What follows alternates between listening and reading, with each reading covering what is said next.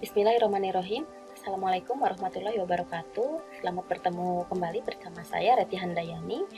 Hari ini kita akan mempelajari mengenai anatomi dan fisiologi kulit.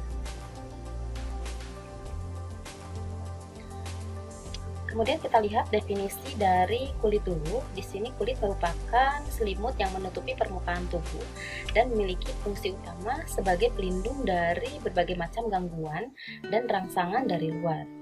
Kulit memiliki berat kurang lebih 4,5 kg dengan luas 2 meter persegi. Kemudian di sini ketebalan kulit ini bervariasi mulai 0,5 mm sampai 60 mm, tergantung dari letaknya, kemudian umur dan jenis kelamin.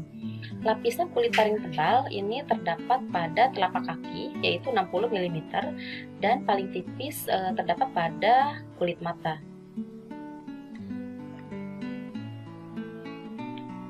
Nah, kalau kita lihat anatomi kulit, seperti yang kita tahu bahwa kulit ini terdiri dari 3 lapisan utama, yaitu lapisan epidermis, kemudian di bawahnya ada lapisan dermis, kemudian yang paling bawah lagi ada yang disebut dengan lapisan hipodermis. Secara garis besar, lapisan kulit ini sangat berpengaruh terhadap mekanisme kerja dari sediaan farmasi, khususnya untuk sediaan kosmetik. Oke, sekarang kita lihat mengenai lapisan epidermis. Lapisan epidermis ini merupakan lapisan paling luar dari kulit kita, yang mana di sini ada 5 lapisan gitu ya di epidermis ini. Yang pertama ada stratum corneum, lucidum, kemudian granulosum, spinosum, dan stratum basale. Kalau kita lihat dari gambar bahwa stratum corneum ini merupakan lapisan yang tidak berinti. Lapisan ini sering dikatakan sebagai bagian estetika atau tempat penetrasinya sediaan farmasi, baik obat maupun kosmetik.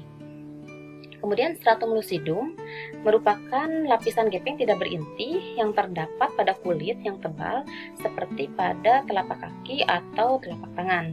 Kemudian stratum granulosum merupakan lapisan gepeng yang berinti atau sesuai dengan namanya terdapat granul-granul. Kemudian yang keempat ada stratum spinosum. Nah, stratum spinosum ini lapisan yang paling tebal dan mengandung banyak glikogen. Yang terakhir merupakan stratum basal. Nah, di sini di stratum basal ini merupakan tempat diproduksinya melanin atau zat warna kulit. Nah, sebelum ke lapisan yang kedua, kita akan membahas mengenai lapisan dari stratum corneum. Di sini dikatakan bahwa ada 4 komponen dari stratum corneum, yaitu ada korneosit. Kalau kita lihat, korneosit ini adalah lempengan-lempengan yang tipis yang berada di permukaan paling atas dari kulit. Kemudian ada lemak permukaan kulit atau disebut dengan lipid bilayer. Kemudian yang ketiga ada NMF atau Natural Moisturizing Factor, dan yang terakhir ada desquamasi. Nah, sekarang kita akan bahas satu persatu dari keempat komponen ini. Yang pertama adalah korneosit. Nah, korneosit ini merupakan lempengan sel yang terdapat pada stratum corneum yang terbentuk dari proses keratinisasi atau tempat masuknya bahan aktif dari sediaan. Dan korneosit inilah yang nantinya akan mengalami desquamasi atau terjadi proses pelepasan gitu ya, pelepasan dari si sel korneosit ini. Nah, kemudian komponen yang kedua ada yang disebut dengan lemak permukaan kulit atau biasa disebut dengan lipid bilayer. Di dalam lipid bilayer ini terdapat 3 komponen, yaitu ada kolesterol, kemudian seramid, dan asam lemak. Fungsi dari lipid bilayer ini adalah untuk mencegah TWL. Nah, di mana kadar TWL ini sangat dipengaruhi oleh umur, kemudian musim, genetik, dan diet. Oke, sekarang kita lihat ke komponen yang ketiga. Di sini ada NMF atau Natural Moisture Factor. Nah, di sini NMF ini terletak pada korneosit dan bersifat humektan atau dapat menyerap air. Kalau kita lihat dari gambar, maka terlihat bintik-bintik yang berwarna merah, itu yang disebut dengan Natural Moisture Factor. Fungsinya di sini dapat mempertahankan agar si stratum corneum ini mempunyai kandungan air yang cukup. Kemudian yang terakhir di sini ada desquamasi. Nah, desquamasi ini merupakan terlepasnya korneosit dari permukaan kulit. Nah, secara alami manusia akan mengalami proses desquamasi kulit ini setiap 28 hari sekali. Pada proses ini diperlukan kandungan air yang tinggi, sehingga pada seseorang yang memiliki kulit yang kering, si stratum corneum ini akan tertahan pada permukaan kulit. Hal ini kalau misalnya tidak terjadi proses desquamasi secara alami, itu tidak terjadi proses pengelupasan kulit setiap 28 hari sekali. Ini akan menyebabkan kulit menjadi kusam, kemudian tidak bercahaya, kering, dan bersisih. Baik, sekarang kita ke lapisan dermis atau lapisan kedua dari kulit. Nah, pada lapisan dermis ini terdapat lapisan pars papilar dan pars retikular. Kalau kita lihat dari gambar, pars papilar adalah bagian yang menjorok ke lapisan epidermis, sedangkan pars retikular merupakan lapisan yang menjorok ke arah hipodermis.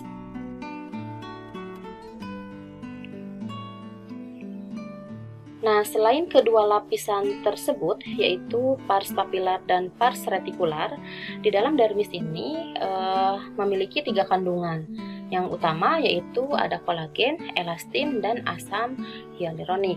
Nah, seperti yang kita tahu bahwa ketiga kandungan ini, yaitu kolagen, elastin, dan asam hyaluronik ini dapat mempertahankan kekencangan dan elastisitas dari kulit. Nah, kemudian ini adalah lapisan terakhir dari kulit yang disebut dengan lapisan hipodermis. Nah, di sini di dalam lapisan hipodermis ini terdapat atau terkandung jaringan adiposa, ujung saraf, dan pembuluh darah. Baik, sekarang kita lihat fungsi dari kulit ini. Ada beberapa fungsi dari kulit seperti proteksi atau sebagai perlindungan terhadap kulit, kemudian sebagai fungsi absorpsi baik untuk obat-obatan maupun sediaan-sediaan yang lain seperti kosmetik. Kemudian kulit juga berfungsi untuk ekresi atau proses pengeluaran, misalnya proses pengeluaran keringat. Kemudian dikatakan juga sebagai pengindra atau indra peraba. Selanjutnya ada fungsi kulit yang berfungsi untuk keratinisasi atau proses pengelupasan, atau yang tadi kita lihat adalah proses desquamasi. Kemudian kulit juga bisa dikatakan sebagai pengatur suhu tubuh dan pembentuk pigmen kulit. Kemudian ada 3 fungsi lain dari kulit, seperti kulit ini dapat memerah, kemudian dapat juga memucat dan mengalami kontraksi otot. Nah, sekarang kita lihat faktor penentu warna kulit seseorang. Seperti kita tahu bahwa setiap manusia memiliki warna kulit yang berbeda-beda. Ada yang warna kulitnya cerah, ada juga yang warna kulitnya gelap. Nah, di sini ada yang disebut dengan pigmen melanin. Nah, pigmen melanin ini disintesis di melanosit pada epidermis, yaitu lapisan basal atau bagian terakhir dari lapisan epidermis ini.